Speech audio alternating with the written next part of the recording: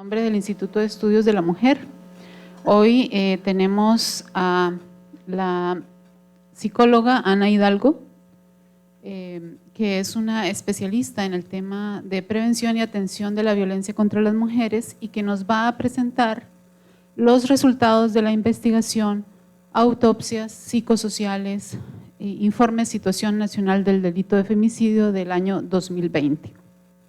Ella viene en representación de la Red Feminista contra la Violencia hacia las Mujeres de Costa Rica. Sin más preámbulo, le doy la palabra entonces a Ana. Muchas gracias. Bueno, buenos días a todas y a todos.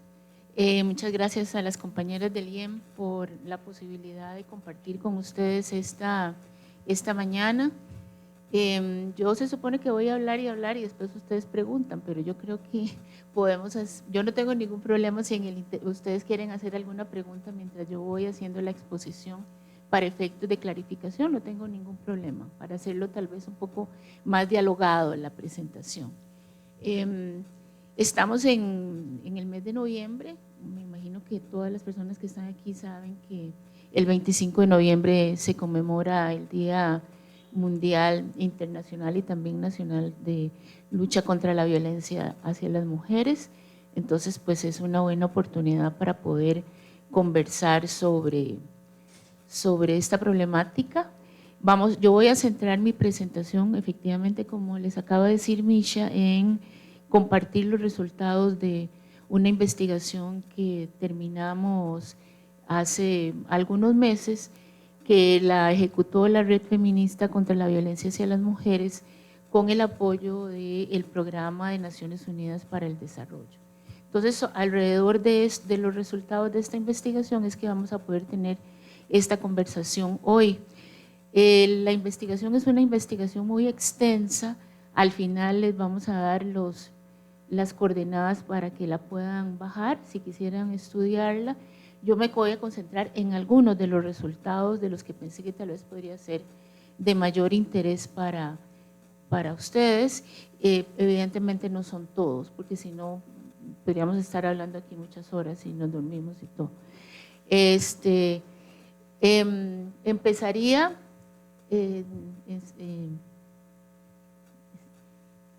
compartiendo con ustedes estas fotografías, que son las fotografías de las 28 mujeres que fueron víctimas de femicidio en el año 2020, que es el periodo en el cual se realizó esta investigación. Y lo hacemos así porque uno de los objetivos de nuestra investigación fue precisamente darle un rostro humano a una estadística. Y a ustedes, bueno, ahora lo podrán ver cuando les comparta rápidamente la metodología. Nos interesó conocer a las mujeres, quiénes eran, qué hacían, qué cosas tenían que decir de ellas sus familiares, y entonces es importante porque todo lo que nosotros vamos a compartir hoy viene de sus voces, de lo que nos hablaron, no ellas directamente, pero sí las personas que hablaron en su nombre en esta investigación.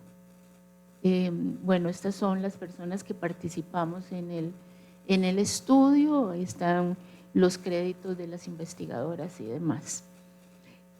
Yo querría, antes de empezar con el estudio, con los resultados del estudio, hacer una breve recapitulación sobre por qué hablamos de femicidios y por qué es importante, digamos, investigarlos y estudiarlos en el conjunto de lo que es la problemática de la violencia contra las mujeres. Cuando nosotros hacemos un análisis de los homicidios dolosos, que son los dolosos, quiere decir intencionales, ¿verdad? Porque hay homicidios que son accidentales, eso no nos interesa tanto. Vamos a darnos cuenta de que hay una diferencia muy importante en la participación de las mujeres en lo que son los homicidios dolosos, y que todo eso tiene relación con por qué se creó un delito específico que se llama femicidio. Yo traje aquí los datos de los homicidios dolosos en el 2023 para plantear, digamos, una realidad que no es la que me voy a plantear ahora, pero que creo que es lo que hemos estado viviendo en Costa Rica, donde hay un aumento general de la violencia social expresada, entre otros indicadores, en el aumento de los homicidios dolosos, ¿verdad? Que para el 2023 contabilizaron 906, es una de las tasas más altas de los últimos años. De este total de víctimas, 830 eran hombres, o sea, un 92%. 222 más que en el año 2022. Y 71 eran mujeres, lo que representa un 7% de ese total. Sin embargo, 24 más en comparación al mismo periodo del 2022. Hoy tuvimos la noticia hace algunos minutos de otro femicidio, ¿verdad? Este es el número 20 de femicidios en el año 2024, que no quiere decir que sean todos, porque llevamos ya alrededor de 62 muertes violentas de mujeres. Lo que sucede es que muchas de estas muertes violentas no necesariamente sabemos si son femicidios, sino hasta cuando se investigan, ¿verdad? Otro dato importante de estos datos generales es que 7 de cada 10 de las víctimas en el 2023 estaban relacionadas con un móvil vinculado con el narcotráfico y la delincuencia organizada. Estos datos, no lo había dicho, provienen del Observatorio de Violencia y de Infosegura de Naciones Unidas. A mí me pareció que este cuadro es particularmente gráfico en ilustrar este cambio en la situación de la violencia social en Costa Rica. Si ustedes se dan cuenta, yo creo que lo pueden ver, ¿verdad? Lo gris, ¿verdad?, que está ahí, empezó en el año 2010, tiene que ver con ajustes de cuentas, venganza venganza y sicariato, digamos, o sea, son delitos asociados al crimen organizado. Si ustedes se dan cuenta, entre los datos del 2010 al 2023, la proporción de homicidios dolosos ligados con el narcotráfico es el que aumentó de una manera, se disparó totalmente, ¿verdad? Lo pueden ver en estos datos de la columna de los cuadros en gris. Esto es muy importante porque evidencia, digamos, una situación grave que está pasando en nuestro país. Pero yo quería también llamar la atención de que en el desglose hablamos de ajustes de cuentas, discusiones, riñas, por la comisión de otros delitos no y otros. Otros quiere decir, ahí está violencia doméstica, está violencia sexual. Esto nos habla de que las mujeres, digamos, y como lo vamos a ver ahorita, la participación de las mujeres en el tema de los homicidios no está tan relacionada con todos estos otros tipos de delincuencia, sino con una delincuencia muy particular.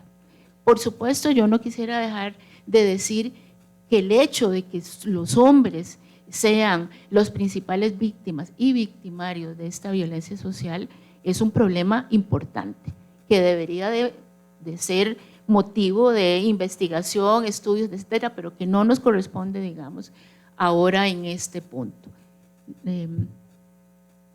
Entonces, cuando nosotros vemos estos escenarios, digamos, de cómo se comporta el homicidio doloso en Costa Rica y quiénes son sus principales víctimas, y lo comparamos, son lo que llamamos los escenarios de femicidio del 2020, y es muy parecido a los otros años. ¿A dónde mueren y cómo mueren, digamos, las mujeres víctimas de homicidios o de muertes violentas? Una proporción muy importante, un poquito más del 50%, llamamos escenarios íntimos de pareja, en escenarios de pretendientes. ¿Esto qué quiere decir? Estos son personas que tienen interés sexual en una mujer, y ya sea que le dice que sí o que le dice que no y la mata antes o después de efectuar el acto de violencia sexual. Otros escenarios intrafamiliares. ¿Esto qué quiere decir? Que no es la pareja la que mata a la mujer, sino hijos, hermanos, como podemos ver, vamos a ver ahora, escenarios de violencia sexual y escenarios de trata o explotación sexual, ¿verdad? Que en el caso del 2020 tuvimos una víctima de trata. Entonces, si ustedes ven, esta forma como las mujeres participamos en los homicidios dolosos es totalmente diferente a la forma como participan los hombres, o digamos los escenarios donde mueren los hombres. Esta es la razón por la cual entonces se crea el delito de femicidio.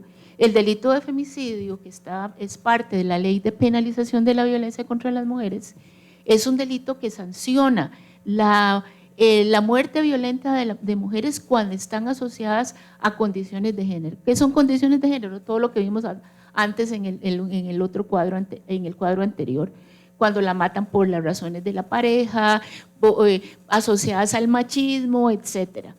¿Por qué es importante esto? La sanción del femicidio es igual en términos de años del homicidio calificado. O sea, no quiere decir, esto es muy importante, porque a veces algunas personas que no conocen dicen, es que entonces la vida de la mujer vale más. No, valen lo mismo, ¿verdad? Pero sí era necesario crear un delito específico, porque si usted quiere desarrollar una política de seguridad, por ejemplo, de seguridad comunitaria, usted necesita saber cuáles son los delitos que afectan a las mujeres, a la mitad de la población, a veces un poquito más de la mitad de la población. No son los mismos, porque usted, para una política de seguridad exitosa, usted tiene que saber cuáles son los patrones delictivos para poder trabajar sobre cada uno de esos escenarios y poder hacer una política de prevención, ¿verdad? Entonces, por esto es que surge el delito de femicidio, que inicialmente tenía que ver solamente con relaciones de pareja o matrimonio, pero que ahora se reconocen otros escenarios de femicidio, ¿verdad? Por ejemplo, otros escenarios intrafamiliares, lo que tiene que ver con víctimas que son víctimas de trata, explotadores sexuales, pretendientes. También se incorpora las mujeres en los escenarios de la venganza o del ajuste de cuentas, que se da también y que ahora lo vamos a poder ver, porque aunque las muertes violentas de las mujeres, o sea, los femicidios, no corresponden fundamentalmente a los mismos escenarios contra los hombres, tampoco es que están ausentes, ¿verdad? No sé si me van siguiendo. Recuerden que me pueden preguntar si quieren, ¿verdad? Entonces, bueno, esto me pareció que era necesario para poder justificar por qué trabajar los femicidios o investigar los femicidios es importante, porque el femicidio además es el resultado en la mayor parte de las veces de unas situaciones de violencia continuada en el tiempo. Si nosotros estudiamos esta situación de femicidio aquí, podemos tal vez explicar o dar luces de cómo podemos prevenir la violencia contra las mujeres hasta que no llegue a un desenlace fatal. Entonces, bueno, vamos a hablar un poquito sobre los antecedentes de esta investigación. Esta es cuando ustedes, y tal vez algunos de ustedes en los trabajos de investigación hayan tenido que investigar, estudiar, uno se encuentra con muchos datos, y bueno, sí, es importante saber cuántas mujeres, cuántos hombres, en qué escenarios, pero esta información se queda muy corta para tratar de explicar, o sea, por qué pasó, qué fue lo que sucedió y por consiguiente, qué es lo que hay que hacer para poder prevenirlo. Entonces, por eso es que se desarrolla esta investigación que, como ustedes vieron, habla de autopsias psicosociales. Cuando uno hace una autopsia, cuando tiene un cuerpo, y todos hemos visto CSI y todas esas películas, ¿verdad? Los forenses dicen, yo vengo aquí para que el cuerpo me hable, ¿verdad? De alguna manera se enfrentan con ese cuerpo, lo tratan de disecar para que les ilustre qué fue lo que pasó, porque es que la mataron, ¿verdad? En este caso, eso es lo que nosotros quisimos hacer también. Obviamente no podemos hablar con la mujer que está muerta, pero podemos hacer una conversación con todas las personas que la conocieron, para tratar de explicar más allá del dato frío de la estadística, quién era esa mujer y cómo llegó a ser una víctima del femicidio, ¿verdad? lo hacemos también porque la idea es, como ya dije, tener elementos para la prevención. Entonces, bueno, este estudio, esta idea de hacer autopsias es parte de la Política Nacional contra la Violencia hacia las Mujeres, y la subcomisión que estudia los femicidios nos delega a nosotras la tarea de aplicar una metodología para saber, Misha, no, o si quieres, para saber si esa metodología podía ser útil para proveer este tipo de información cualitativa. Una de las experiencias en la que se basan las autopsias sociales, psicosociales, es la investigación de muertes maternas, que se hace en Costa Rica desde hace muchos años. Por eso tenemos uno de los índices de muertes maternas, o teníamos, más bajas del continente, ¿verdad? Y es porque el sistema de salud durante muchos años se iba a investigar a Talamanca, San Carlos, bueno, ¿qué fue lo que pasó? ¿Verdad? ¿Por qué teniendo digamos, un sistema de salud robusto, un sistema de prevención, de atención al embarazo, porque mueren las mujeres? Y entonces logran determinar que en algunos lugares tenía que ver con la distancia, con que no había control prenatal, con que las señoras no venían porque no tenían plata, y entonces se desarrollan estrategias locales para tratar de que eso no vuelva a pasar. Esa es también la intención con este estudio, que como dice ahí, duramos 1 año y medio en realizarlo. Entonces, ¿en qué consiste el estudio?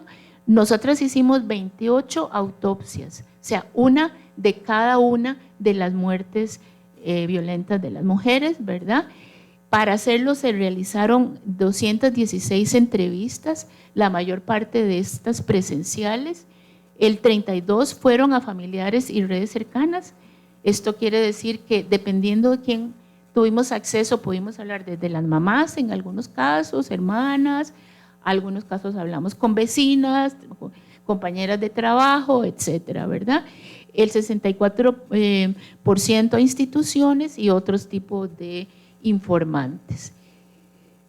Se revisaron también expedientes judiciales, médicos, en los que tuvimos acceso, otro tipo de documentación. Y entonces el resultado fueron 28 informes individuales que son confidenciales porque las entrevistas, digamos, dentro de este marco de la investigación cualitativa eran entrevistas confidenciales. Las personas aportaron información sensible de su persona querida, ¿verdad? Y es información que lo tienen para sí. Algunas de estos informes están siendo utilizados en procesos penales, lo cual nos parece que nos alegra mucho que tenga esa utilidad. Hay un informe nacional que es una síntesis de todo esto, sobre qué es lo que voy a hablar. También hicimos un análisis jurídico, del cual no voy a hablar, sobre qué pasó con los casos cuando se enfrentaron a la justicia. Otra información que está aquí también es cómo trataron los medios de comunicación este año los femicidios, ¿verdad? Y después otras cosas. Al final, estos son los 3 informes que están publicados y que yo les voy a dar el acceso para que lo puedan estudiar si lo desean. Cada informe de la autopsia social tiene, este es el índice. Quisimos ponerlo aquí para que ustedes puedan tener una idea de qué es lo que contiene, y el índice es parecido al informe.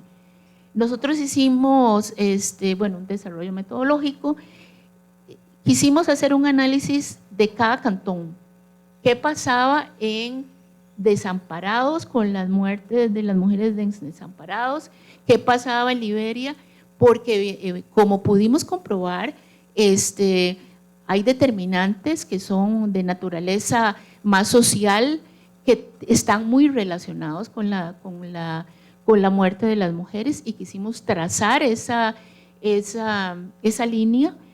En algunos muy determinantes, como vamos a ver 2 casos, el de la doctora María Luisa Cedeño, donde el factor comunitario es determinante en ese femicidio. Otro, el del doble femicidio de Fernanda y Raisha, que sucedió en León Cortés, donde también es muy determinante el contexto, porque es un contexto de silencio comunitario, de permisividad, que fue lo que pudimos, digamos, identificar. Después hacemos todo un análisis hasta donde pudimos de cuáles eran los antecedentes personales de cada mujer, ¿verdad? Lo que pudimos reconstruir para saber precisamente, porque nuestro marco teórico plantea de que estos femicidios tienen una historia, ¿verdad? Con excepción de aquellos asociados a una violencia sexual imprevisible, las mujeres tenían una historia. Queríamos saber cuáles son esos determinantes. Caracterizamos el acto femicida, también investigamos quiénes eran los femicidios y también qué fue lo que las mujeres, si tuvieron contacto con las instituciones, cómo les respondieron, porque también eso es determinante, y después el acceso a la justicia. Entonces vamos a ver algunos de los hallazgos. Algunos de estos son datos que me parece que no son diferentes a las cosas que conocemos. Recuerden que me pueden preguntar si quieren en cualquier momento. La violencia contra las mujeres no tiene límites, cualquier mujer puede ser víctima. Tuvimos mujeres entre los 4 y los 84 años en el año 2020.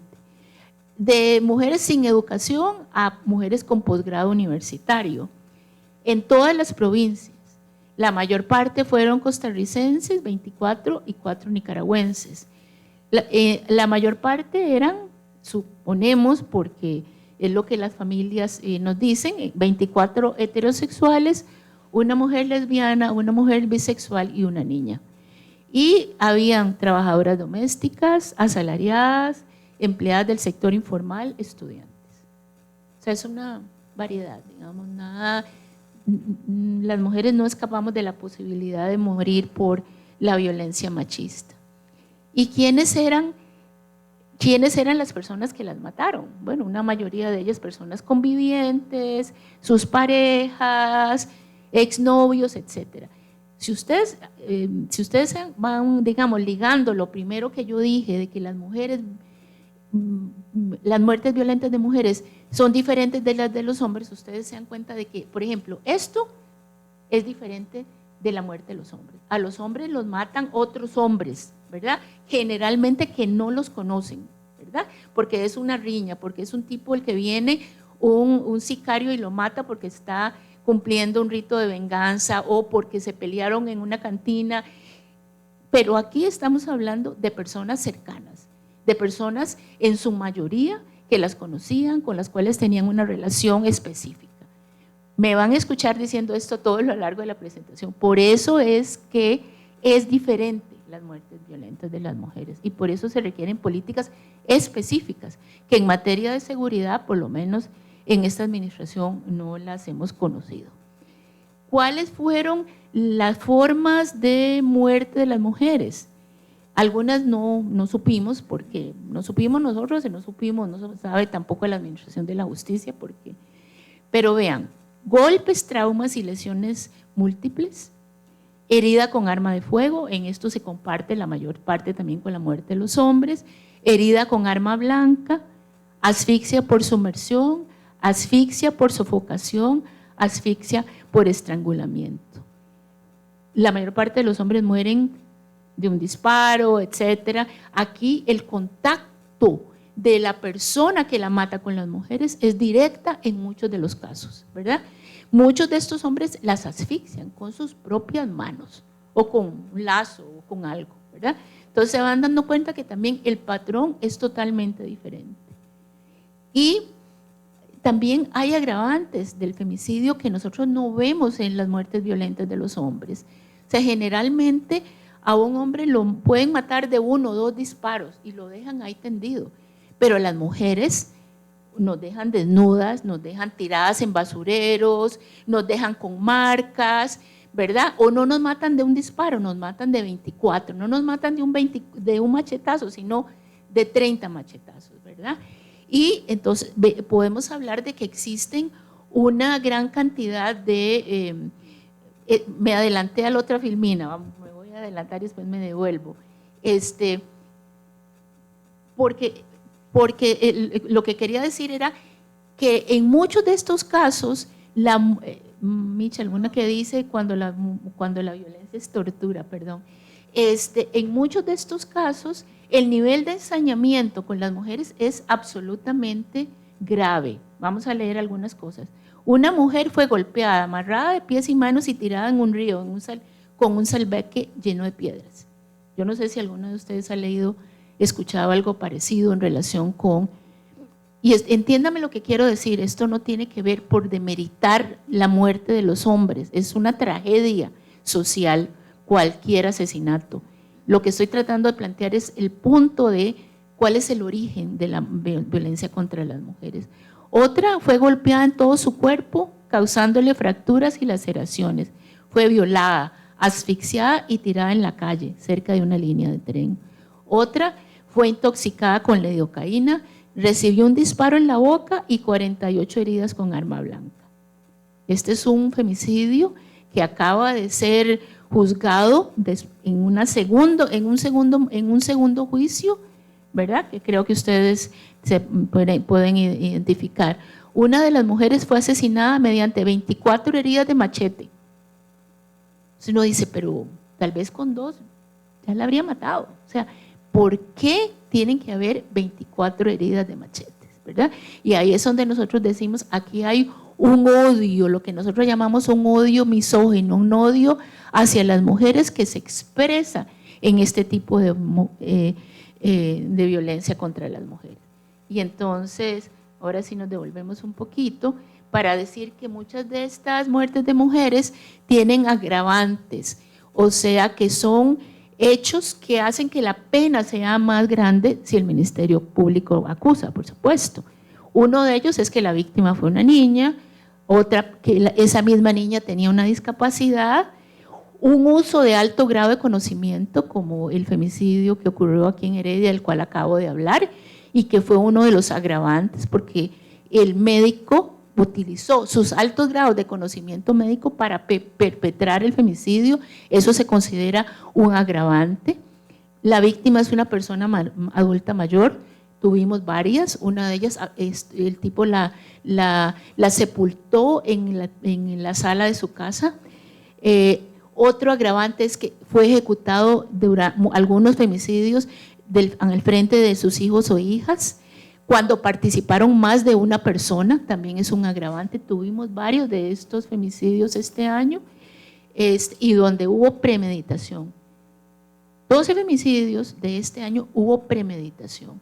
Esto es muy importante porque a veces los medios de comunicación dicen, se le metió el diablo, ¿verdad? Pobrecito, nadie sabía nada.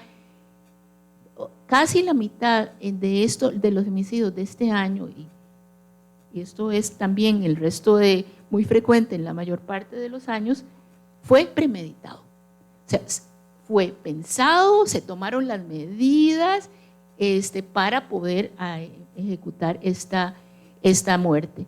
En otros hechos que ya eso tiene que ver con acceso a la justicia, vimos que no los acusó el Ministerio Público. Por ejemplo, cuando queman a las mujeres para tratar de que no quede evidencia, cuando además hay intoxicación, eso no se ve acusado en el primer juicio, cuando los traumas son múltiples, cuando además hay robo, ¿verdad? O cuando en algunos casos no acusaron las violaciones. Porque esto es un poco grave, porque eso significa que hay impunidad. O sea, usted puede acusar el femicidio, si ya con el femicidio no, pero si hubo femicidio, hubo violación, hay que acusar los dos delitos, porque esa es la forma de reivindicar el derecho de esa mujer a tener una justicia adecuada. También hubo manipulación y encubrimiento, digamos, algunos trataron de decir que fue un suicidio, bueno, incendiaron los cuerpos, enterraron a las víctimas, etc. Ok, aquí vamos con otros resultados de esta investigación y es que tenemos más claridad de los femicidios cuando suceden en relaciones de pareja de cualquier tipo. Pero nosotros nos encontramos aquí, por ejemplo, hubo dos femicidios perpetrados por hijos de las mujeres. La literatura que nosotros también y otras investigaciones en otros países nos señalaron, y eso está en el informe, ha ido en aumento las muertes de las mujeres por hijos. En este caso fueron dos cosas totalmente diferentes. Uno era un hijo de una mujer que tenía un problema mental, ¿verdad? Pero resulta que, me imagino que ya ustedes saben que ahora el hospital psiquiátrico ya no hospeda a los pacientes, sino que se los devuelve a las familias para que las familias cuiden, ¿verdad? Y no todas las familias tienen la capacidad para cuidar. Pero además, en este caso, la mamá sí cuidaba a este chico, pero el chico empieza a tener conductas cada vez más violentas, cada vez más fuertes. La señora llega al hospital y no le hacen caso, ¿verdad? No le hacen caso y lamentablemente aquí se cruza una cosa un poco complicada porque él tiene una enfermedad mental. La señora, que era viuda, establece una relación de pareja y el muchacho se pone celoso, ¿verdad? Entonces aquí hay un cruce complicado entre una persona con una enfermedad mental y además una manifestación, digamos, de machismo y celo con su mamá y la mata.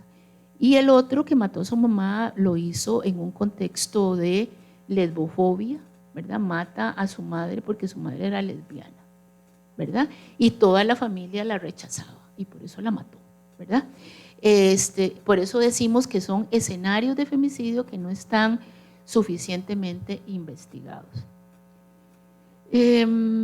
Después, el tema de la violencia sexual, hay casi un 36% de las mujeres en este año 2020 que sufrieron alguna forma de violencia sexual, ¿verdad? Ya sea en el curso de su vida o durante el femicidio, ¿verdad?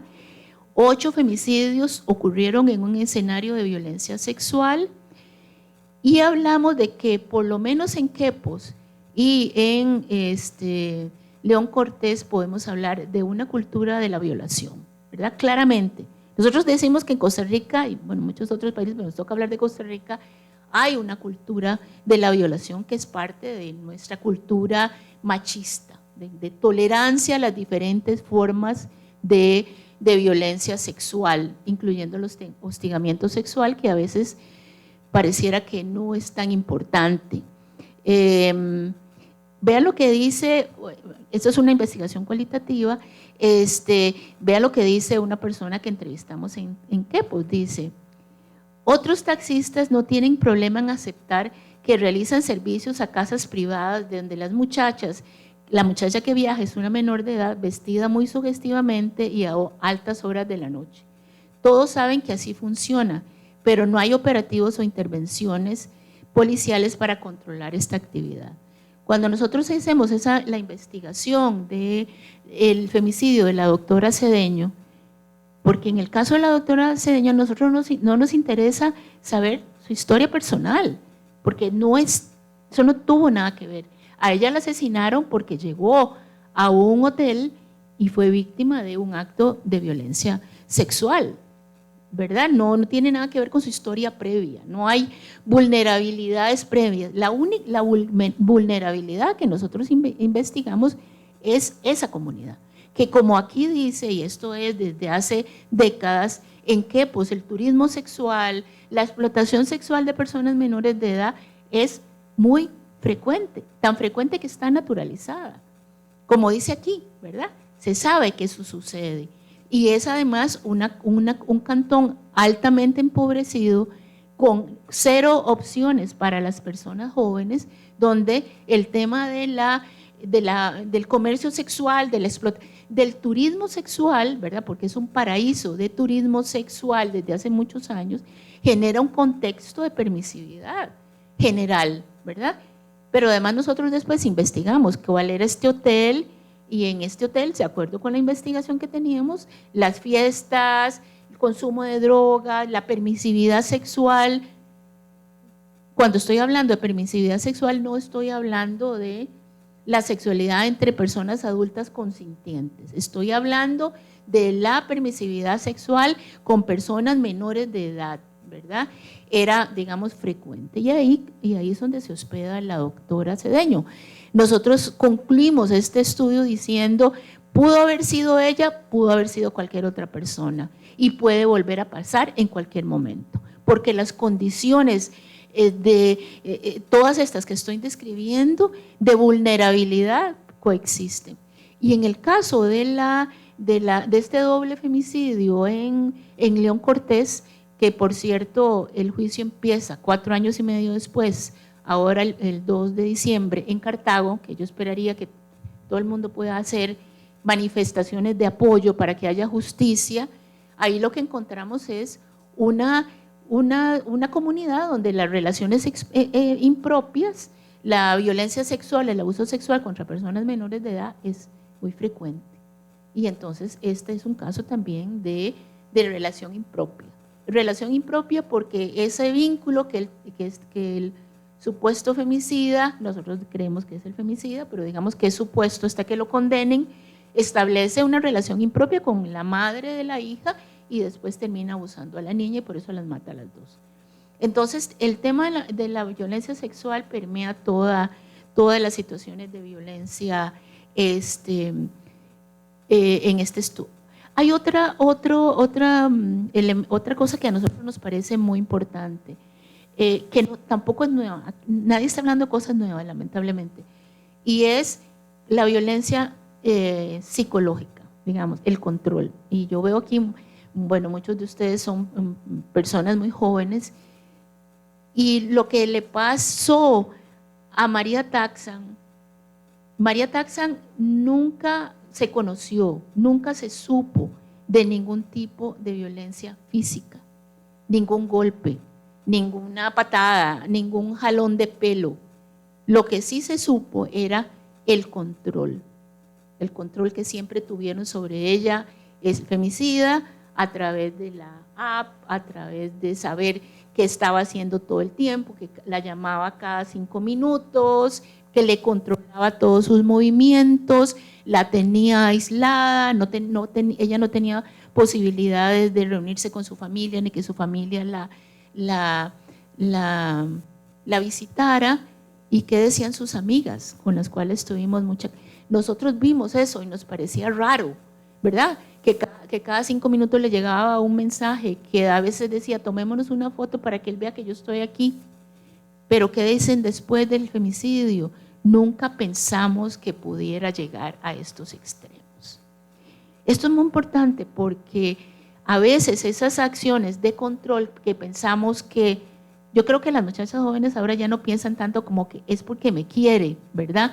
Pero a veces no logramos pensar que esas acciones de control puedan escalar hasta un femicidio, como le pasó a María Taxan. ¿Y qué fue la situación grave? Que las personas alrededor no lo detectaron, nunca pensaron que pudiera ser tan grave. Dice, por ejemplo, o sea, sí cuestionábamos el tema del control muchísimo, porque era el único elemento a la vista que nos hacía ruido. Sí hablábamos con ella sobre el tema en varias ocasiones, pero no había evidencia de maltrato físico. Ella no manifestaba maltrato físico, o sea, yo jamás pensé que esto fuera a escalar así, jamás, nunca, ni en mis peores pesadillas, dice una de las personas informantes. Eso está muy ligado con la violencia digital. El otro tema es, digamos, hallazgo importante tiene que ver con lo que llamamos el continuo de la violencia, que es vulnerabilidades acumuladas a lo largo de la historia de las mujeres. 39% fueron testigos de la violencia intrafamiliar en su hogar, 28% sufrieron violencia sexual en la infancia, 21% vivieron experiencias de relaciones impropias. Entonces, cuando ahora se está discutiendo un proyecto de ley al cual la Iglesia Católica, ¿verdad? Porque no se le está diciendo a la Iglesia Católica que viole ¿cómo se llama? El código canónico, ¿verdad? De la confesión, pero que si la víctima les autoriza que digan, que lo puedan decir, tenemos este burumbum ahora. Porque ¿qué es lo que está pasando? Cuando todas estas chicas tienen relaciones impropias, ustedes saben, con personas 5 años o más mayores que ellas, por situaciones económicas, ¿verdad? Porque lo que en muchos países de habla inglesa lo llaman el sugar daddy, ¿verdad? Que es muy frecuente cuando las chicas, los familiares y ellas mismas buscan a una persona mayor que les financie su vida, ¿verdad? A cambio de convivir con ellas. Eso que no era parte de nuestra cultura parece que ahora es parte cada vez más frecuente, producto también de las condiciones materiales en las cuales viven muchas familias en Costa Rica. Y nosotros identificamos claramente que las relaciones impropias constituyen un riesgo de femicidio. Porque esas relaciones impropias, les voy a poner ahora un ejemplo, hacen que las mujeres sean vulnerables, porque una persona que se empareja a los 12, 13 o 14 años, una mujer que se empareja a esa edad, generalmente es una mujer que no terminó de estudiar, que no tuvo ningún tipo de formación para poder tener mecanismos de subsistencia propia. Por consiguiente, es una mujer dependiente de las parejas, ¿verdad? Y entonces es vulnerable a la violencia, no logra salir de la violencia porque después tiene hijos, porque las relaciones impropias implican embarazos tempranos. Cuando tenés el primero, después tenés el segundo y el tercero, y después ya eso no tiene vuelta atrás, ¿verdad?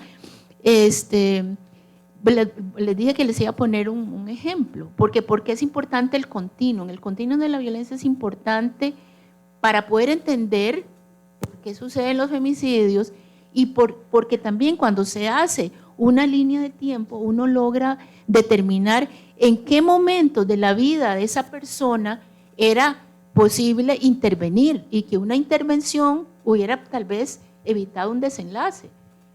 Una de las personas, de las mujeres que murió de 28 años, muy joven, tiene una situación de abuso sexual a los 5 años, que se lo comenta una trabajadora social de la caja.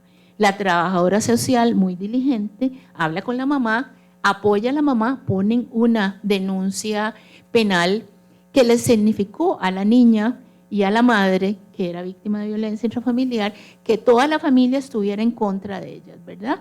Que la expulsaran.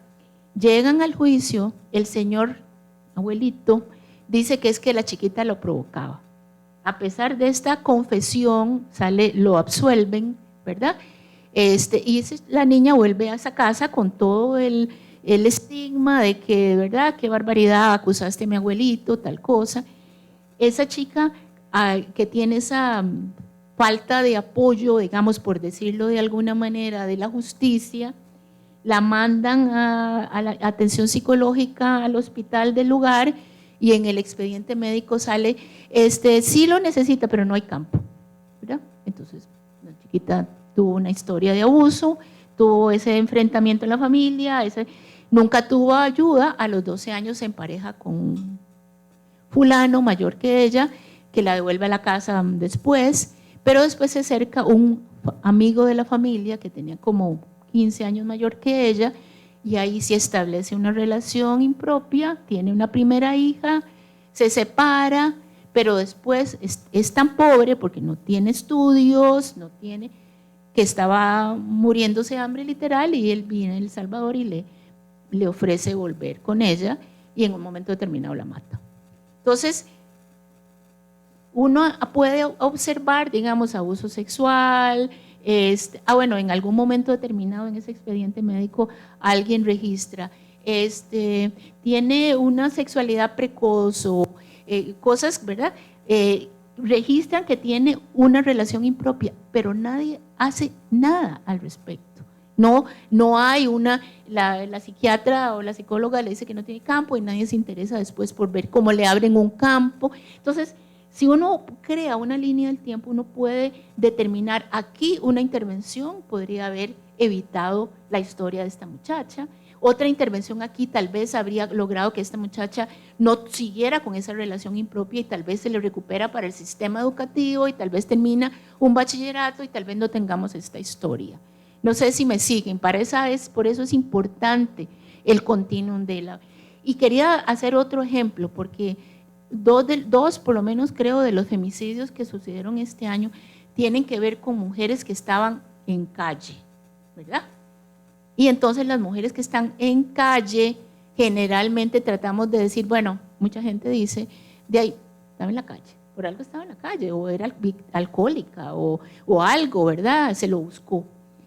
Bueno, hubo varias mujeres víctimas de violencia sexual que también eran enfermas alcohólicas y que su alcoholismo tuvo que ver con su muerte. Pero una de ellas tiene una historia que me la contó la mamá, ¿verdad? La señora hace un emparejamiento también muy joven con un sujeto que se la lleva a una montaña allá en la zona sur, que pone a todos los hijos desde que podían caminar a trabajar, ya sea jalando palos o dándole de comer a las gallinas o lo que sea. Nunca los mandó a la escuela porque decía que eso era una alcahuetería, era borracho, golpeaba a la mamá y los golpeaba a ellos. Esa es la infancia de esta muchacha. Cuando ya la mamá logra salir de ahí, se va con sus hijos, ella tiene además una historia de violación, y esa es la historia de esta muchacha que además se vincula con el alcohol, pensamos nosotros, tanto por un modelaje del papá, digamos, a muy temprana edad, pero también con su propia historia. Entonces, cuando uno ve estas historias de las mujeres en calle, tiene que pensar qué fue lo que pasó ahí. Todas tienen una historia que las vulnerabilizó para poder llegar a esa situación y colocarse en un riesgo importante. Una de las cosas que corroboramos en esta investigación es que no existe, a pesar de que el IAF hace un trabajo, pero en zonas rurales no existen programas específicos para intervenir mujeres que son víctimas de, o que son mujeres que sufren la enfermedad del alcoholismo, porque el alcohol es diferente, la vivencia del alcohol es diferente en las mujeres que en los hombres. Bueno, voy a seguir porque si no. El otro problema importante es la relación con la pobreza, ¿verdad? El 50% de las mujeres, de la información que pudimos conseguir, vivían en pobreza, ¿verdad? La pobreza es muy grave como determinante para las mujeres, ¿verdad? Como ya les decía, este caso es muy claro. La mujer tiene que regresar con una pareja de la cual se separó porque se estaba literalmente muriendo de hambre, porque no tenía opciones personales para poder subsistir. Y de las mujeres que estaban en pobreza, solo 9 recibieron alguna asistencia, ¿verdad? Alguna asistencia. Una beca, nada que les ayudara mucho a salir de la pobreza. También encontramos situaciones de mujeres que no encontramos ninguna, en el 2020, ningún femicidio asociado que pudiéramos decir está asociado directamente con el crimen organizado, excepto el de una chica cuya pareja era parte de una mafia. La relación la relación que sí pudimos corroborar en este caso es cómo esos entornos que viven las mujeres cuando viven en lugares donde hay mucha pandilla, donde crecer en ese entorno es complicado para las mujeres jóvenes, salirse de esos entornos, digamos, de vení, consumí, vení tal cosa, ¿verdad? Es también de riesgo, pero también tienen otros riesgos, como por ejemplo, cuando a un femicida, las personas cercanas de la pandilla ayudan a amedrentar testigos, como esto, dice, a la técnica judicial extraproceso, los testigos le dijeron que tenían miedo de llegar a declarar, porque el sujeto está involucrado en el narcotráfico, solo tiene 21 años, nunca ha trabajado, declaró que se dedicaba a vender mariscos y zapatos, sin embargo, tuvo 2 defensores privados en el proceso, pagados. Lo que resulta irrisorio. No se explica cómo pudo darse ese lujo y ya se le vincula a una famosa pandilla de Tres Ríos, ¿verdad? Entonces, esto también fue parte de los hallazgos. Ahora vamos a otra parte que yo sí quería dedicarle un poquito de tiempo, que tenía que ver con el impacto del femicidio. Aplicamos una escala que tiene la Organización Panamericana de la Salud para ver cuántos años perdidos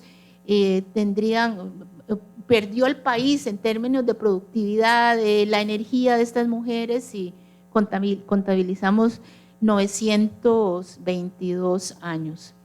Aparte de esto, el impacto, el 68% de las víctimas tenían hijos e hijas, 53% eran personas menores de edad, entre los 3 y los 17, 7 de estos niños eran con los femicidas o supuestos femicidas, y ninguna de estas mujeres al momento de hacer el estudio tuvieron algún tipo de apoyo de la ley de reparación integral. ¿Cuáles son los impactos? Los impactos son diversos en las familias, en las redes cercanas, en la comunidad. Generalmente no tienen apoyo las familias después de los femicidios. La gente no sabe que existe una ley de reparación. Hay abuso de profesionales. Nos encontramos con que algunos abogados llegan y se presentan a algunas de estas familias y les dicen: yo los voy a representar, y después les cobran un platal o los dejan botados o utilizan el caso para proyectarse personalmente, pero no para defenderlas, ¿verdad? También otro de los impactos es que hay una profundización de la pobreza, ¿verdad? En muchas de las familias que quedan con esos hijos y que muchas de esas ya eran pobres, ¿verdad? Y también hay mucho riesgo de repetición intergeneracional. Yo les quería leer el testimonio, hablando de impactos, de un niño que tuvo que testificar en un caso donde había un supuesto encubrimiento, él dice, de parte del femicida. La baña después de que le pega, cuando está desmayada. No recuerdo si la baña con ropa o sin ropa. Sí vi cuando le pone la faja. La faja la pone en el lugar de la cama que había grieta. Una cama grande, un hueco y una madera cortada, y ahí la puso. Era un cuarto de nosotros, 4. Yo dormía con mis papás, pero a X, hermano mayor, lo mandaban a dormir solo, en otro cuarto, cerca de nuestro cuarto. Mi papá le puso una faja a mi mamá en el cuello. No recuerdo si la amarra del techo antes o después del baño. Esto es un niño de 5 años que tiene que hacer un testimonio para corroborar de que hay una simulación de suicidio. Estos son otros impactos que también me gustaría leer. Dice: ella tenía un espíritu muy libre, muy libre. Era un espíritu libre. Eso sí, súper preocupadísima por todo el mundo. Fue como que me arrancaran un pedazo de piel o de carne o no sé qué, porque realmente sí me sentí bastante mal. Y yo estuve con pesadillas y yo las sentía cuando llegaba y todo, porque si a mí me dolió demasiadísimo, ya que a ella era muy apegada. Eso dice una persona. Pero hubo muchísimas mujeres, incluso los hombres, que se desplazaron para alzar su voz por un pueblo que se mantiene silente por miedo, porque el asesino anda libre. Yo le puedo decir a usted que nuestra vida, y principalmente y personalmente mi vida, se detuvo ese 4 de marzo por 6 meses. Yo buscaba con ellos día y noche. Nadie se imagina lo que pasa, lo que se siente, lo que se vive, lo que se imagina uno en una situación de estas. Es que usted no se imagina, no hay medida del sufrimiento que se pasa en esto. De noches enteras de buscar, de noches enteras de no dormir, pensando dónde estará. Estamos hablando de una desaparición. ¿Qué pudo haber pasado? De lo que se siente, de lo que se vive. Es algo tan difícil y que 2 años después es como si hubiera sido ayer. La herida está ahí.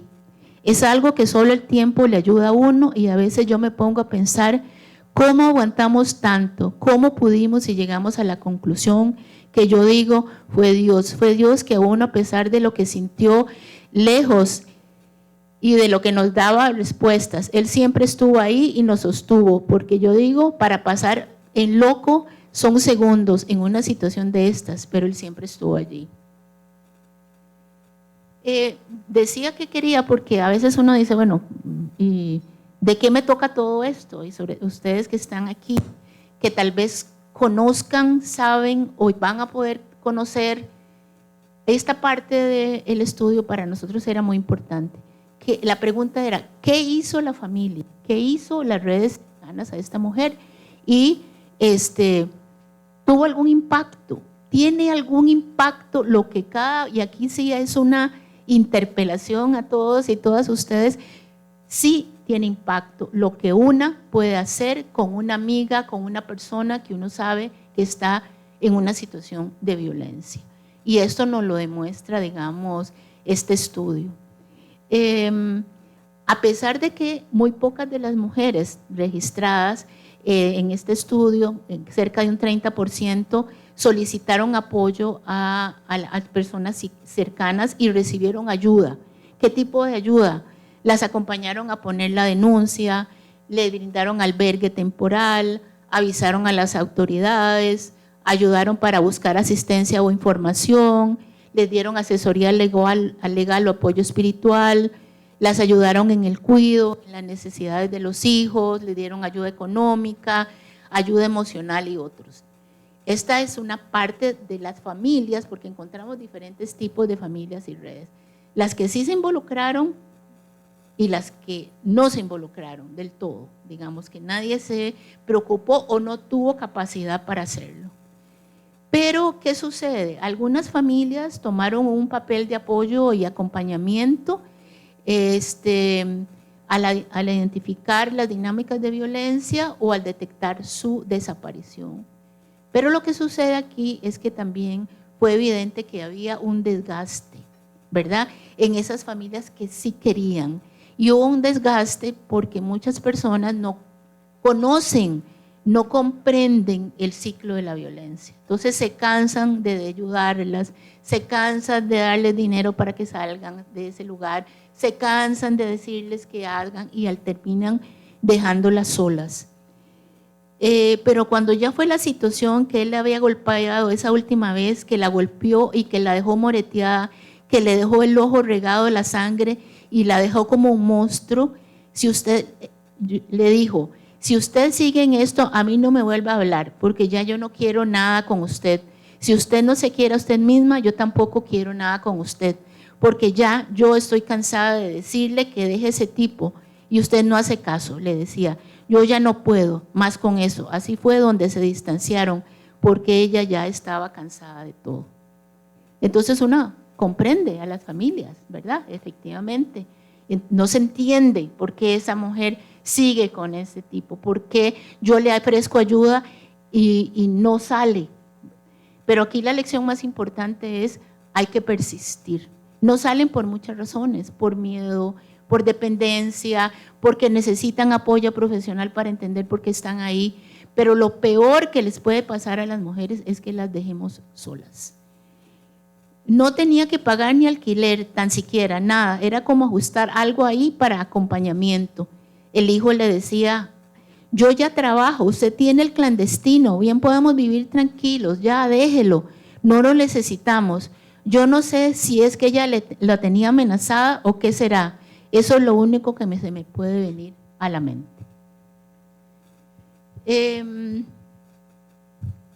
Después hay otras dinámicas donde las familias o redes cercanas apoyan a las víctimas y reconocen manifestaciones de violencia que les afectan, pero las minimizan al compararlas con otras formas estereotipadas, tradicionales y evidentes de violencia física. No es para tanto, no es tan grave. Es un poco lo que estábamos hablando también de la violencia psicológica, digamos, bueno, es el control, no es tan grave, ¿no es verdad? La impotencia de decir, bueno, es que como yo no vi, como yo no supe, yo me acordaba de X ese día que me dijo que todo iba a estar bien y me dolió en el alma. En lo personal, yo no tenía idea. Yo sí sabía que la vida de X era difícil, pero más relacionada con la cuestión de la falta de educación y los problemas económicos. Ese era como el hilo conductor. Yo no sé si X ocultaba la agresión por lógica que había. Yo no sé si ella lo ocultaba primero por amor, porque uno justifica, y nosotros las mujeres tenemos la tendencia a justificar todo, sobre todo las que somos poquito más echadas para atrás. Hay unos que son como más descobijadas, pero cuando son así, como una tendencia a justificar las cosas. No sé si ella lo hacía por temor o porque él era controlador o por cuidar su intimidad en el matrimonio, porque nosotros éramos claros que las cosas de pareja eran de pareja y se resolvieron en pareja, ¿verdad? Eso también es otra cosa muy común. Esas cosas de ellas no nos metemos. Lo vimos en una de esas situaciones donde la familia decía, no nos podemos meter, ¿verdad? Y al final de cuentas, había que meterse, había que hacer algo, pero a las mujeres no se las puede, digamos, dejar solas. Hubo familias que no generaron contención ni apoyo porque eran familias donde se vivía la violencia desde la infancia o el abuso sexual. Esto lo dice una persona que lo decía la víctima. Decía la víctima: yo hubiera deseado que cuando mamá se murió, yo quedé sola. La mamá se murió cuando yo tenía 13 años. Y yo era una niña. Yo ocupaba a alguien que me jalara las orejas y ocupaba a alguien así. Eso le dijo ella. Eso me lo dijo ella un mes antes de que muriera. Yo era niña, yo estaba sola y aunque uno sabe lo que es bueno, yo ocupaba a alguien que me dijera no, que me dijera sí y no lo tuve. Hay otras dinámicas donde la familia tomaron completa distancia de lo que favoreció el aislamiento de la víctima. A veces iba a buscarla y la encontrábamos botada por allá. Un día nos fuimos, ella se peleó conmigo, me echó, yo me fui por lo mismo, porque uno no la aconsejaba y a ella no le gustaba. Y es cierto, así es, o sea, efectivamente muchas veces esa reacción es así, de no se meta, déjeme sola, ¿verdad? Pero en el fondo hay un grito de ayúdeme. Y entonces aquí ¿por qué quise enfatizar en esto, en esta presentación? Porque aquí estamos personas que podemos hacer cosas y recordar este tipo de situaciones. Y aunque nos digan que no, estar cerca, mandar un mensaje, decir aquí estoy, mira, vamos a hablar con alguien, no dejar solas a las mujeres. Y había otra situación interesante que nos encontramos y era cuando algunas mujeres las sentían tan fuertes ellas, ¿verdad? Es que esta mujer siempre ha puesto a los hombres en su lugar. Ella no puede ser víctima. Nunca entendieron de que no todas las relaciones son iguales, ni todas las dinámicas de control y manipulación son iguales. Y entonces teníamos una chica que la familia, ella era fuerte, entonces nunca entendieron cómo pudo vincularse con un tipo que la controló hasta anularla totalmente y hasta matarla, ¿verdad? Tal vez se enamoró de él. Ella nunca miró lo que le hizo el hombre. Ella siempre lo quería, aunque la estuviera haciendo el daño. Qué raro, si ella no se dejaba nunca de que un hombre la chantara ni nada. Ese hombre no sé qué le hizo. Entonces, como ella era, ¿verdad?, fuerte, nunca la ayudaron y la dejaron porque ella iba a poder, ¿verdad?, estar sola. Y la otra situación era cuando lo que la persona ve, lo que estamos alrededor, lo que veían eran gritos. Entonces resulta que los dos se gritaban, ¿verdad? Y seguramente igualmente duros o tal vez ella más dura que el otro. Entonces la gente creía que la violencia era simétrica, ¿verdad? Era igual, pero no es cierto. Las mujeres podemos gritar y gritar muy duro, pero en esta situación se esconde los golpes, la violencia física, lo que la gente no ve, ¿verdad? Y que tiende a solo quedarse en las apariencias de que la violencia era igual y que los dos eran violentos. También, ¿qué pasó con las comunidades? Que fue otra cosa que también investigamos, porque, a ver, todo eso tiene una razón de ser. Hay una responsabilidad que las feministas le hemos planteado al Estado siempre. El Estado tiene que responder, el Estado tiene que apoyar a las mujeres, tiene que haber leyes, etcétera. Pero hay una responsabilidad social también, porque es la responsabilidad de las personas y las familias, pero la responsabilidad de la comunidad. El Estado no puede estar siempre en todo, no podemos tener una policía a la par de cada mujer que pone una medida de protección, ¿verdad? Entonces, bueno, la mayor parte de las mujeres en este estudio no solicitaron ningún tipo de apoyo a las instancias comunitarias. 4 sí solicitaron medidas de protección, solicitaron a iglesias de su comunidad y 1 a una organización no gubernamental. Y en el resto de los casos no tuvimos información. Pero, ¿qué pasó con la comunidad? ¿Cómo reaccionó la comunidad antes del femicidio? Primero, normalizaban la violencia, ¿verdad? Todo lo que ya hemos hablado. Otro que también hablamos es un asunto privado, mejor no involucrarse. A otros, a la mujer le gusta que la agreda. Los otros, ay, qué miedo, mejor no nos metamos porque el tipo es muy violento, ¿verdad? O hay códigos de silencio, como en León Cortés, ¿verdad? O no se sabe qué hacer. Algunos llamaron a las policías, otros apoyaron con fortalecimiento de desarrollo personal, las amistades que acompañan, y las que fueron a las iglesias lamentablemente les dijeron que tenían que aguantar, o las mandaron a una situación de, no sé cómo es que se llama esto, ahorita no me viene la palabra, de intervención de pareja con el cura y a ver si cambia, que no tuvo mucho efecto. Es que como por ejemplo, que yo vea una pareja peleándose ahí y yo digo, de ahí, es una pareja, están peleando, a menos que estén sacando un puñal afuera de mi casa, porque uno no puede meterse en la casa de otra persona, porque eso es la intimidad de las personas ajenas. Es algo que cuesta mucho para la sociedad, porque yo no veo, a menos que la persona llegue a ti y te diga, necesito que me ayude, porque viera que siento que esto y que lo otro, que llegue tu vecino y que te diga, me siento mal, entonces usted puede actuar, porque usted dice, ok, me está pidiendo ayuda, pero si no te piden ayuda, usted no puede meterse, porque es la vida de los demás. No sé, ya eso ya lo vi, perdón.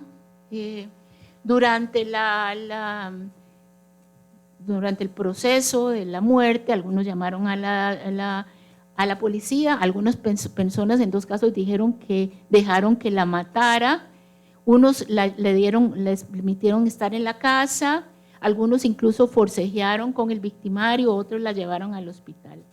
Aquí se le preguntó a una persona cómo había visto la reacción de la comunidad.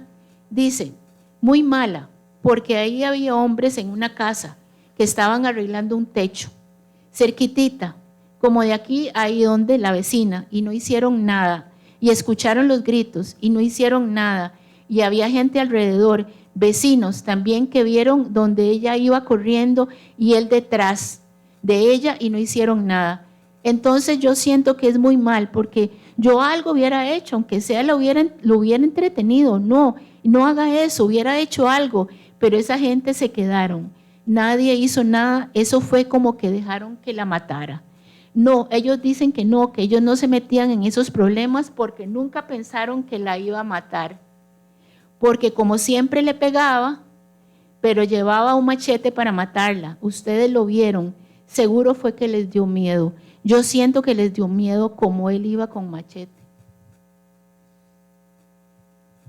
Y después, bueno, en algunos casos donde el femicidio hubo una desaparición, en algunas comunidades, las comunidades se involucraron mucho, ayudaron con gastos del funeral, algunos participaron como testigos y aportaron pruebas.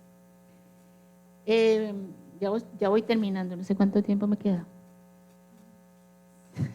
Bueno, ya me falta poquito. También evaluamos cómo habían actuado las instituciones, no me voy a detener mucho en esto porque no era una evaluación de las instituciones.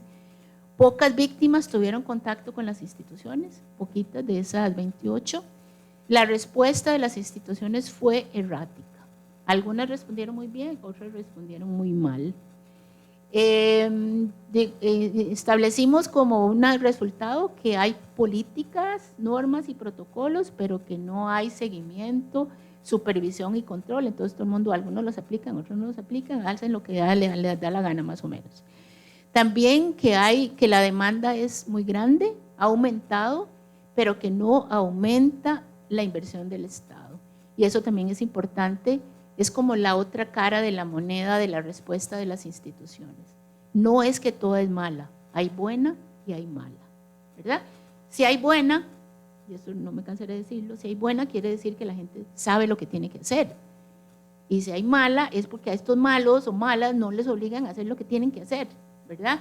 Esa es una parte, pero la otra parte que también nos encontramos fue oficinas de la mujer con una sola persona desde hace muchísimos años, que no aumentan los recursos, gente con policías que tampoco les aumentan los recursos, fiscales y fiscalas que tienen 500 expedientes en el escritorio. Entonces, no es para justificar, pero también es cierto que hay que poner la atención de que sin más inversión, y ahora que estamos en un gobierno que no invierte socialmente, sino que reduce, las posibilidades de que los problemas que identificamos se profundicen son muy altos.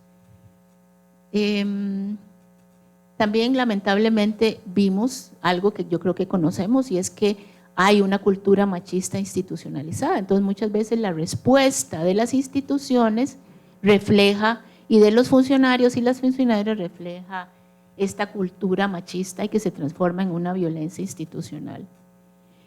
Uno de los casos más graves tiene que ver con esta situación de una mujer que puso en el 2017, noviembre de 2017, solicita medidas de protección y pone una denuncia por maltrato en el Ministerio Público.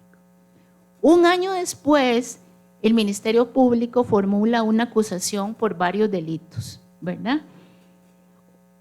2 años después de eso, o sea, casi 3 años después de la denuncia inicial, se señala el juicio oral. Cuando le llega la citación para presentarse al juicio oral, ella ya había muerto. Pasaron 711 días sin que se impusieran límites ni se garantizara protección.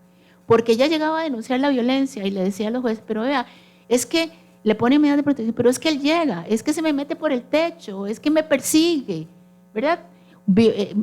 Había un delito, claro, de incumplimiento de una medida de protección, y durante 711 días no hubo respuesta. Esto, por supuesto, son situaciones extremas, pero las situaciones extremas también demuestran las situacioncitas, tal vez no tan extremas, pero que pueden ser parte de la cotidiana.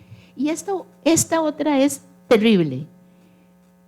Voy a leer, dice, transcurrieron 15 minutos y observaban que la muchacha no quería ningún tipo de relación con el sujeto. Estamos hablando de una mujer que también tenía problemas de alcohol, que un tipo la lleva, digamos que voluntariamente, a un lugar que estaba prohibido estar porque era un basurero municipal. No era municipal, era un basurero. La lleva hasta ahí. El tipo está tratando de tener relaciones sexuales con ella y ella no quiere. Esas son las declaraciones de una mujer que lo vio y lo filmó, ¿verdad? Dice, el tipo ella no quería ningún tipo de relación con el sujeto. Posteriormente pasaron 2 oficiales en motocicleta. Les hicieron el llamado y les explicaron que había una pareja en el sitio del guindo y se notaba que la muchacha no quería nada con el sujeto, por lo que los oficiales ingresaron al lugar donde no debía haber nadie.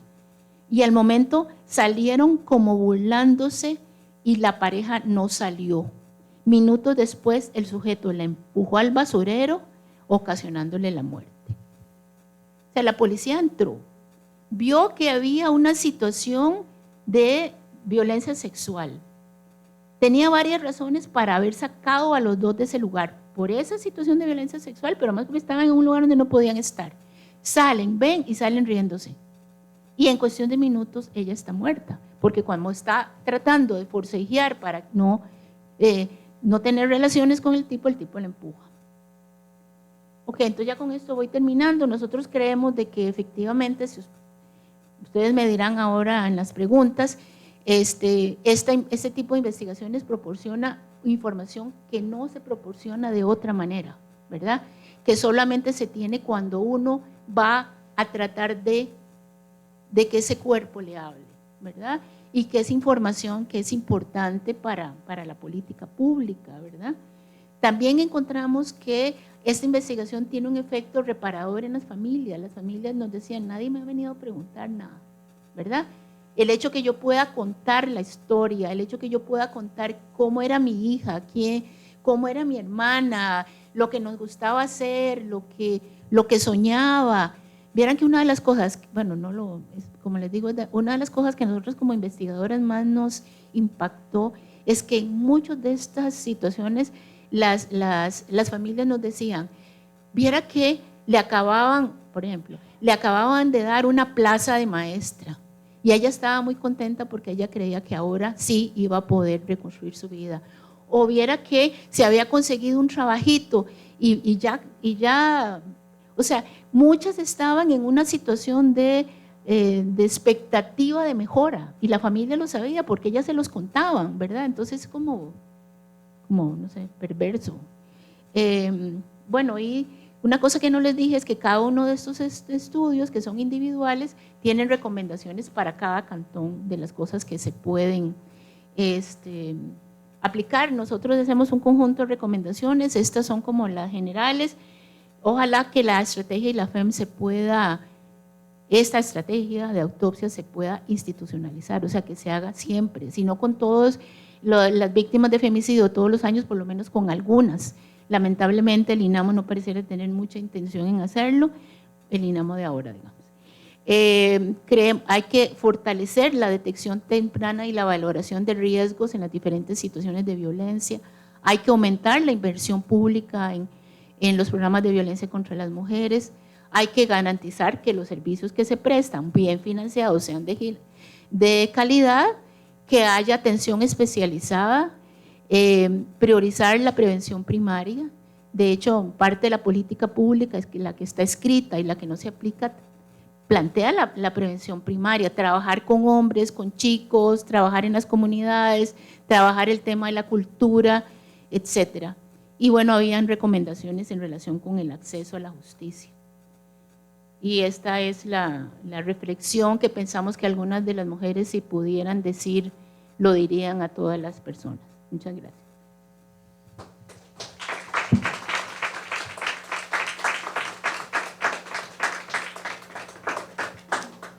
Muchas gracias, Ana. Abrimos ahora un espacio de preguntas y respuestas. ¿Hay alguna? Levante la mano. Si no hay ninguna, yo voy a hacer una. Sí se vale.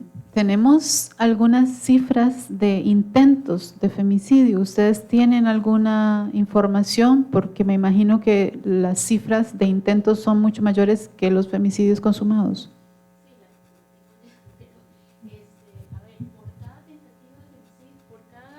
Por cada femicidio se registran entre 5 y 6 tentativas. O sea, por la consumación de un femicidio hay 5 o 6 tentativas registradas, ¿verdad? Y las tentativas se dicen muy fácilmente, ¿verdad? Pero muchas de estas mujeres quedan con discapacidades permanentes, ¿verdad? Que les impiden proveerse o proveer para sus hijos e hijas, ¿verdad? Muchas quedan en condiciones de dependencia o de pobreza. Muchas tienen que volver con los agresores, ¿verdad? Porque no tienen opción. Entonces el riesgo de que la próxima vez sí se consume el femicidio también es muy alto. Entonces sí es un problema. Y hay otra cosa que también tendría yo que decir, yo creo que lo dije al inicio, todas estas cifras lamentablemente sí están aumentando. O sea, sí hay aumentos de femicidios, sí hay aumento de violencia contra las mujeres, y nosotros lo asociamos en muchos factores, digamos, como ustedes vieron, mayor pobreza, el hecho de que de la asistencia social, es que una beca marca una diferencia para que una chiquita, un chiquito pueda ir a la escuela, porque esos 15,000 pesos que da Limas, porque esas son las ayudas de Limas, la beca Avancemos son 15,000 colones, lo que algunas podemos comer un día que salimos a comer, esa es la ayuda mensual, pero bueno, para muchas personas marca una diferencia pagar el bus o de comprar lo que sea para que este chiquito, esa chiquita pueda seguir, pero los cortan otras ayudas, eso profundiza la pobreza y profundiza los riesgos para las mujeres. ¿Por qué? Porque vamos a ver, ustedes vieron que muchas de esas mujeres no son pobres, la mayoría, digamos, bueno, habían un 50% que vivían en pobreza, muchas otras no, pero tienen pocas posibilidades por todas esas historias de conseguir un buen empleo.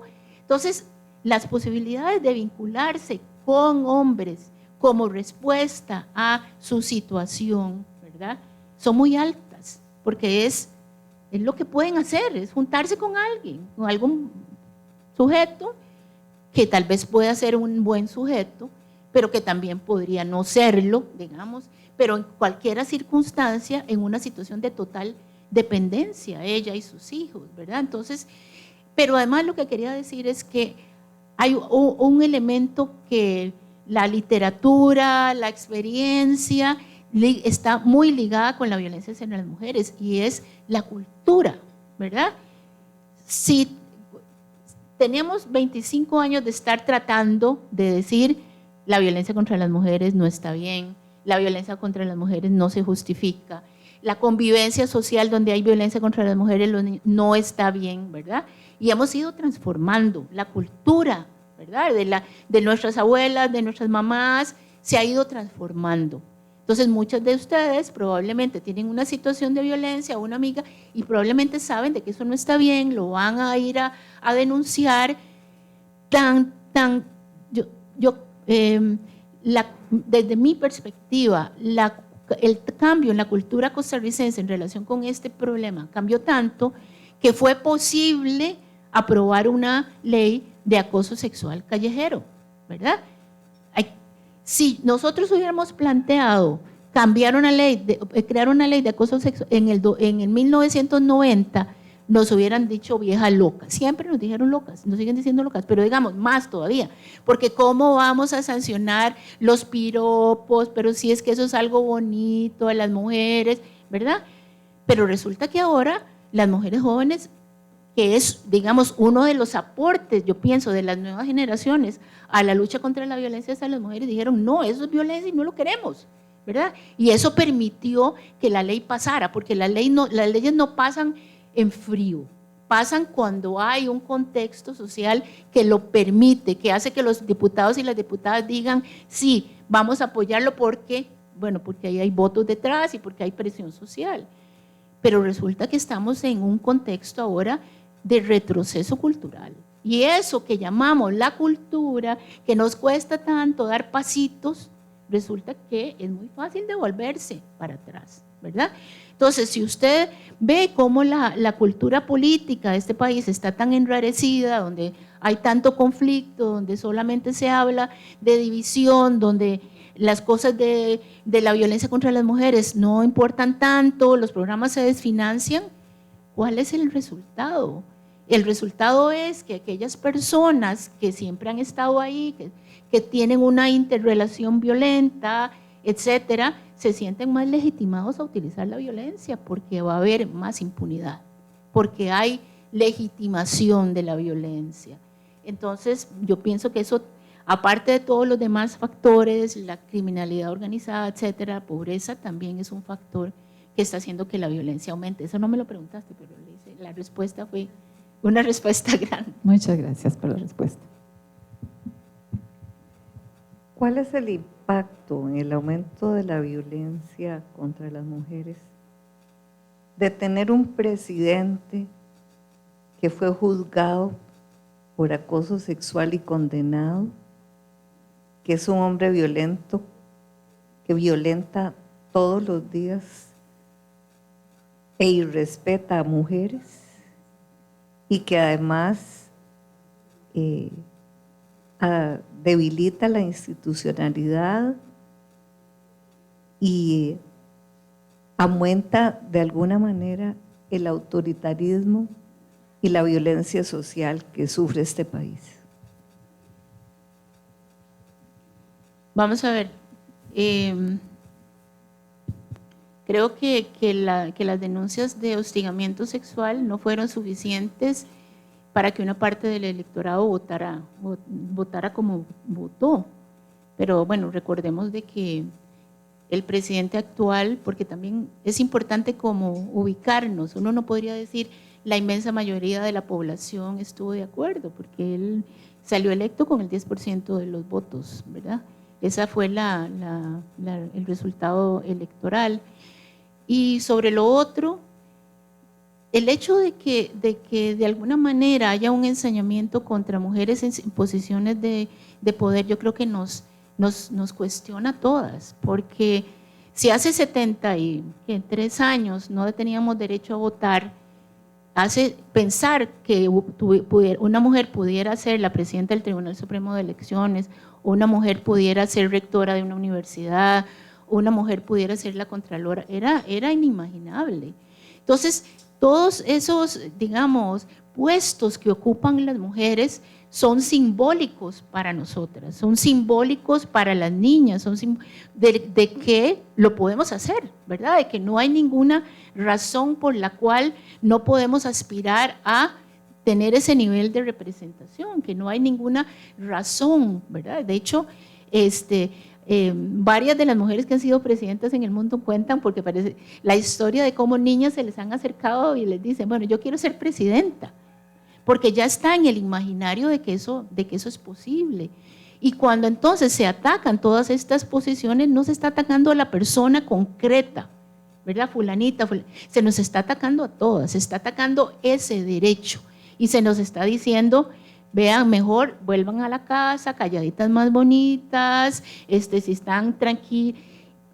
Yo creo que la participación de las mujeres en Costa Rica, eso es irreversible. Yo creo que eso no tiene vuelta atrás, pero habrán algunas que se lo pensarán tal vez, porque ¿por qué me voy a ser yo diputada si voy a tal vez sufrir el escarnio y que mis hijos y mis hijas tengan que oír barbaridades que alguna persona quiera decir sobre mí? Entonces, creo que tiene ese objetivo de disuadirnos a las mujeres de seguir luchando por más representación en el espacio público. Y tiene que ver con la violencia porque no solamente eso es violento, sino porque un poco lo que acabamos de hablar sobre cuál es la participación. Nosotros luchamos para que la violencia fuera un tema público, ¿verdad? Porque siempre fue privado, siempre usted ve a ver cómo hace, cómo se las banquea para sobrevivir a la violencia, ¿verdad? Pero desde que lo convertimos en un problema público, es de interés de todas las personas, del Estado, de ustedes, mío, de Misha, de todo el mundo, ¿verdad? Entonces también eso es un cuestionamiento a esa naturaleza pública de lo que nos pasa a las mujeres. ¿Quién más?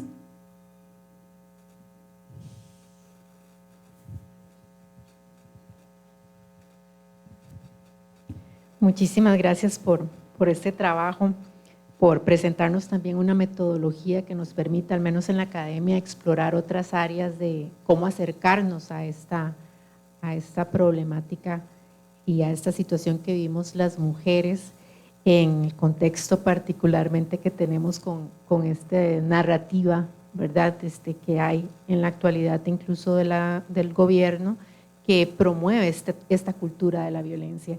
Que yo escuchaba en su exposición, por ejemplo, cuando habla de estos policías, ¿verdad?, que entran y salen, cómo está representada esa cultura, ese discurso, esa forma de comunicación patriarcal, como diría Rita Laura Segato, que va direccionada a cómo los hombres en general responden, o como estos señores que están en el techo y que simplemente ven a una señora corriendo y a un hombre con un machete atrás y no hacen nada, porque esa es la forma en la que comunica esas narrativas misóginas. Y bueno, entonces muchas cosas para pensar en términos metodológicos, pero quería preguntarles si en esta línea de la documentación que ustedes dicen que usted presentó ahí, que revisaron, es que en una parte dice documentación, pero me quedaba yo con la idea si habían analizado la forma en que los medios de comunicación abordan los femicidios, y me gustaría saber si han tenido pues su reflexión en torno a esto, pero además cómo esta metodología también puede ser una herramienta para que los medios aborden desde este enfoque social que ustedes plantean el femicidio, porque creo que en el primer momento de la desaparición de una mujer o de ya propiamente el femicidio, la forma en que los medios abordan tiene un impacto directo en cómo incluso la comunidad, ya llevándola a estos espacios más ampliados que usted señala de la investigación, pues puede actuar, por un lado, posterior al hecho, pero también cómo puede ser el medio de comunicación una forma de educar a la población en la manera en la que se pueden prevenir este tipo de situaciones. Muchas gracias. Sí, claro. Misha, tal vez puedes pasar la próxima lámina, porque en la próxima lámina están los códigos QR donde pueden bajar la investigación. Las tres, porque una tercera efectivamente fue una investigación que se hizo de cómo trataron los medios los femicidios en ese 2020. Metodológicamente nosotros no lo hice porque tal vez el auditorio no se prestaba, pero sí hay toda una experiencia metodológica que nosotros nos gustaría tal vez poder compartir, ¿verdad? Porque fue toda una adecuación, digamos, de metodologías cualitativas, etcétera. Utilizamos algunas herramientas también para analizar la información, etcétera. Pero bueno, digamos, eso es como para tal vez un auditorio más especializado o algo que quiera trabajar sobre eso, ¿verdad? Y entonces sí se analizaron. Y quería decir algo, digamos, porque es muy triste, digamos, que nosotros estemos en esta situación de retroceso cultural cuando, por ejemplo, pocos años antes, digamos, habíamos estado ensayando, digamos, con éxito programas y políticas, por ejemplo, dirigidas a trabajar con niños, jóvenes, adolescentes en las comunidades, hombres, ¿verdad? Hicimos un proyecto en el que participó la Fundación Pan y Amor, el Instituto UEM de Masculinidades y las instituciones para trabajar las comunidades, digamos, por un lado trabajando las masculinidades con los muchachos, por otro lado trabajando empoderamiento con las chicas, espacios mixtos para trabajar resolución de conflictos, utilizando el arte, etcétera. Pero todas esas cosas ya no, ¿verdad? Ya no existen. O sea, es como, por eso íbamos tratando de avanzar en cosas que pudieran atacar la raíz del problema, digamos, porque no queremos seguir contando muertes, ni contando tentativas, ni hablando de estas cosas, sino de transformaciones culturales.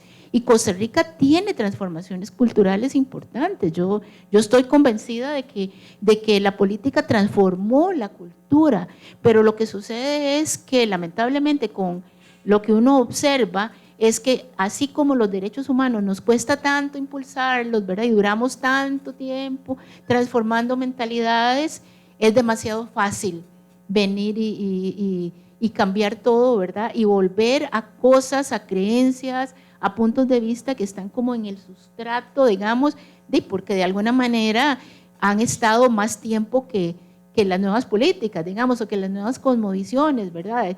Nuestra cultura ha sido machista por milenios, ha sido patriarcal por milenios, entonces volvemos, igual que el racismo, digamos, en países donde el racismo es más prevalente, digamos, vos haces así y tenés de nuevo al Ku Klux Klan marchando en las calles en Estados Unidos, por ejemplo, después de no sé cuántos años de que estaban ahí calladitos más bonitos, digamos, porque así se comporta la cultura.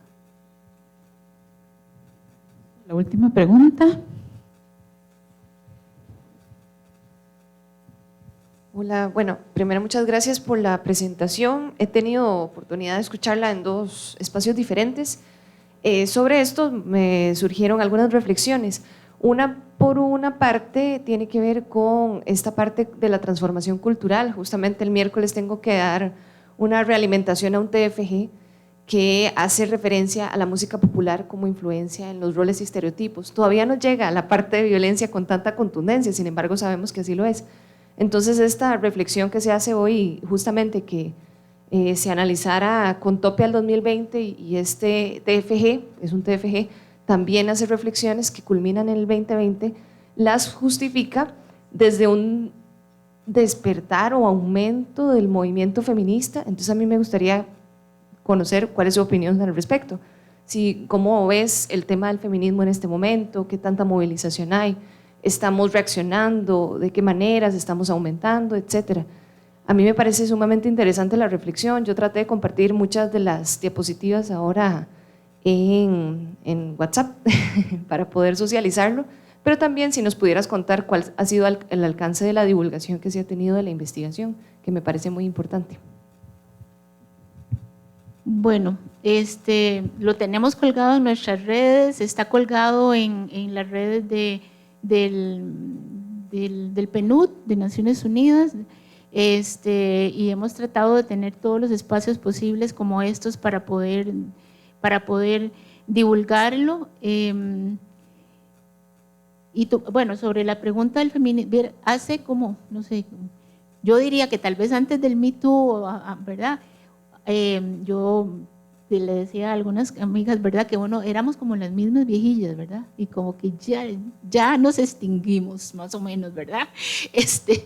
Porque éramos como las mismas y de pronto hay ese despertar, digamos, de las chicas, ¿verdad? Alrededor esa es la parte buena, yo creo, de la globalización, ¿verdad? También de ese compartir, digamos, experiencias. Y entonces ahora hay montones de colectivas, de chicas, bueno, en las universidades, me imagino que aquí también, ¿verdad?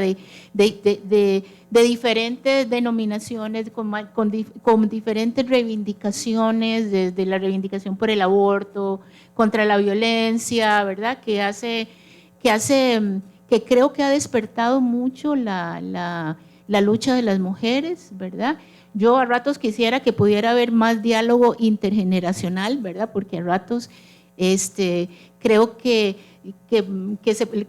los movimientos jóvenes podían beneficiarse de algo de lo que nosotros hicimos y de los errores que cometimos y de las cosas buenas para poder realimentarse, pero creo que hay una efervescencia. Yo además estoy convencida de que las transformaciones en el mundo van a ser lideradas por mujeres, definitivamente, ¿verdad? Por muchas razones y porque el feminismo mismo, a pesar de todos nuestros detractores, el feminismo es una propuesta de transformación social para la igualdad de todas las personas, de armonía con la naturaleza, es de la cosmovisión más completa y más integral que hay para la transformación cultural. No sé si con eso te contesté la pregunta. Bueno, muchísimas gracias, Ana, y a la Red Feminista por haber estado hoy aquí. Esperamos de veras que se pueda continuar con investigaciones parecidas, si no tal vez un poco más pequeñas como tú misma lo dices.